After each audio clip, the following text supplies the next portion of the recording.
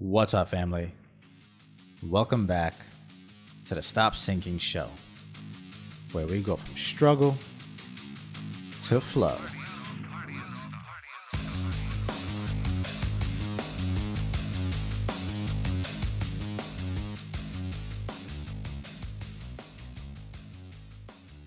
I was thinking the other day, what is it that lies in the knowledge and acceptance gap? Like, how come I can know something, but not know it at the level which affects my behavior? What is missing to that extra level? It's like that saying, if information was the answer, we'd all be billionaires with abs. So there's definitely something that allows us to understand something on an intellectual level, but not know it deep inside enough to believe it and live by it. And then I kept thinking about where this applies, and I tried to figure out what could be the cause of it. Because information is cheap now. You can find on memes some of the deepest wisdom that I used to have to search for, like a needle in a haystack, a golden nugget after 300 pages of reading, only a few highlights in a book. Many of us know all the quotes now, have seen all the wisdom reels and TikToks, and heard the spiel by all the spiritual teachers. We all now know more than we used to, and if I'm honest, we all know what to do from it too. But the knowing doesn't translate to the doing, to the being, to the having and holding. For some reason, the knowing hasn't penetrated deep enough. It is bound in the mind still. So even its understanding is just shy of true understanding. And in that statement, I had to question even myself. What is true understanding then? And how would a person get to that? Then I started to think about aspects of life where this plays out. Here, let's go through my realization together. How many of you grew up believing that you were born to be something special, that you were different, to not be ordinary, to make a difference in the world? And hopefully everyone listening felt this way, because it is true, because to believe the opposite, that each unique embodiment of spirit was not born to be special, feels like more of a false statement. It's like you think you were made by mistake. That doesn't add up. So when I asked myself this question, of course I said yes.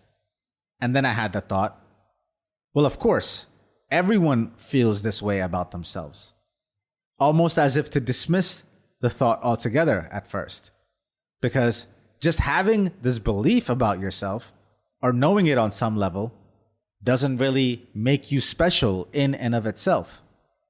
The belief doesn't, by sheer numbers and statistics, because the quantity of people who relate to this and grew up believing that they were meant to do something great, that they were special, in comparison to the quantity of people who actually do something great, tells you by itself that having the belief or knowing something does not make the difference. So while I first dismissed the idea altogether and tried to minimize the importance of believing that you are special because everyone believes it, I then had the following thought. Who's to say that's a bad thing? Maybe the value isn't to be put on how many people have that belief. Maybe the value is in who really holds on to that belief, who revisits and repeats it in their mind and holds firm to that belief so that the years don't leave them jaded, so that what they believe in isn't faded. Because I suspect the vast majority of us who fall off in that ratio of believing and being that thing, the ones who don't end up matching the vision of our childlike, unencumbered versions of ourselves that we used to hold before life broke us with reality and practicality, I suspect a large portion of us are in this camp because we don't revisit the belief enough.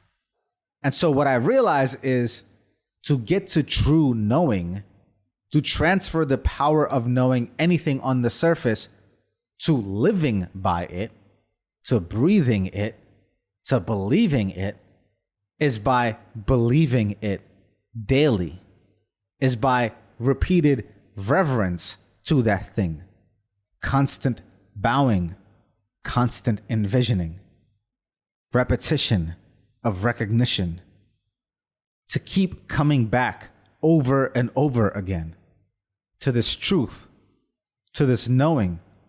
And then your knowing transmutes. It goes from head to heart, from understood to deeply felt, and then embodied. This repetition is what grounds you, and then what frees you, like prayer, returning home to yourself, the one that isn't weighed down by all that has happened and all that could. Anytime I feel disconnected from myself, I then start to believe my thoughts, or I feel so connected to my thoughts that I think they are all that I am. And at that point, everything is volatile, an emotional roller coaster with every thought. Everything I see, consume, each one with the power to load me with angst.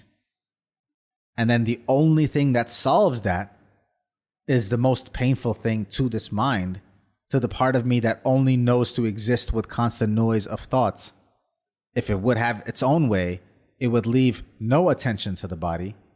The only thing that does solve this mind chatter, the painful thing, to get to this distance from thoughts, is this recognition, this returning to who I really am, the one who can see all the mental chatter in the first place.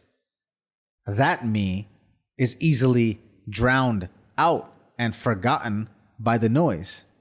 And then it starts to accumulate so many unprocessed parts of your being that it becomes even more painful to return to turn down the noise. And so many of us live in this anxious state, filled with activity and distractions, because sitting with ourselves becomes so painful.